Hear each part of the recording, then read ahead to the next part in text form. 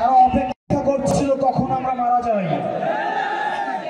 আবার আরেকটা দল যারা ইন্টেলেকচুয়াল প্রস্টিটিউট, যারা জ্ঞান পাপী, যারা বুদ্ধি পাপী, তারা ঢাকায় বসে বসে, মিডিয়ায় বসে বসে গতকাল গোপালগঞ্জের আওয়ামী লীগের যে আমাদের উপরে হামলা পরিচালিত হয়েছে সেটার তারা বৈধতা উৎপাদন করেছে।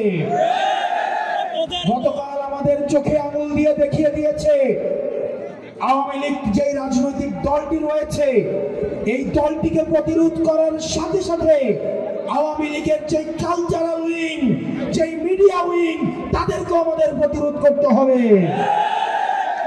আমরা বসুন্ধরা মিডিয়ার বারবার কথা বলেছি, ওই মিডিয়ার কিছু ভাড়া খাটা, কিছু জ্ঞানপাপী রয়েছে, কিছু বুদ্ধিপাপী রয়েছে।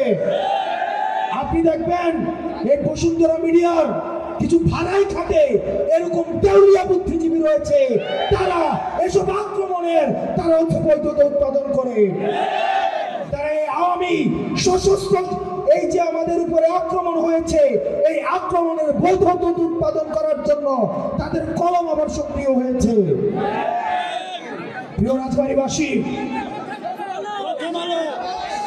তারা মনে করেছিল নাহিদ, সার্জিস, আক্তার, হাসনাত, নাসির, মনে হয় এগুলো একটা নাম। তারা মনে করেছিল এই পাঁচজনকে হত্যা করলেই নতুন বাংলাদেশের যে লড়াই সেটা হয়তো থেমে যাবে।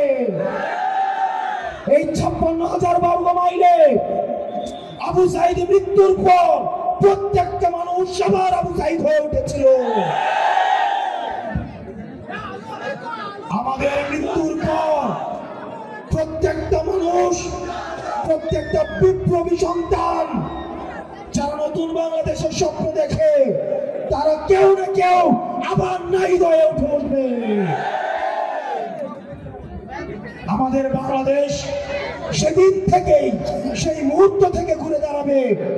প্রিয় তরুণ প্রজন্ম, স্কুল কলেজের শিক্ষার্থীরা এখানে রয়েছে, মাদ্রাসার আলেম সমাজ রয়েছে, সনাতন ধর্মের ভাইয়েরা রয়েছেন, আপনারা এখানে যারা উপর থেকে দেখছেন, আমি ছোট মুখে বড় কথা বলে যাচ্ছি, এই রাজবাড়িতে দাঁড়িয়ে বাংলাদেশ সেদিন থেকে ঘুরে দাঁড়াবে যেদিন বাংলাদেশ থেকে সমূলে আওয়ামী লীগ নির্মূল হবে।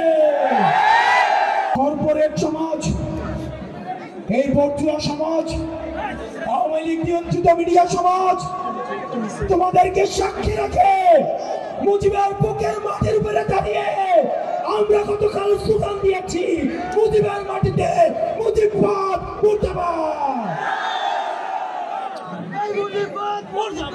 প্রিয় রাজবাড়ীবাসী, আমাদের আগে রাজনীতি ঠিক করতে হবে, আমাদের রাজনীতি ঠিক করতে হবে। যতদিন পর্যন্ত এই নিষিদ্ধ জঙ্গি গোষ্ঠী, আপনারা গতকাল দেখেছেন গত 11 মাস ধরে আমরা যে মিডিয়ার বিরুদ্ধে যে ফাইট করে যাচ্ছি, তারা বারবার বলছে আওয়ামী লীগকে নাকি সুযোগ দেওয়া উচিত, রিফাইন্ড আওয়ামী লীগকে নাকি সুযোগ দেওয়া উচিত।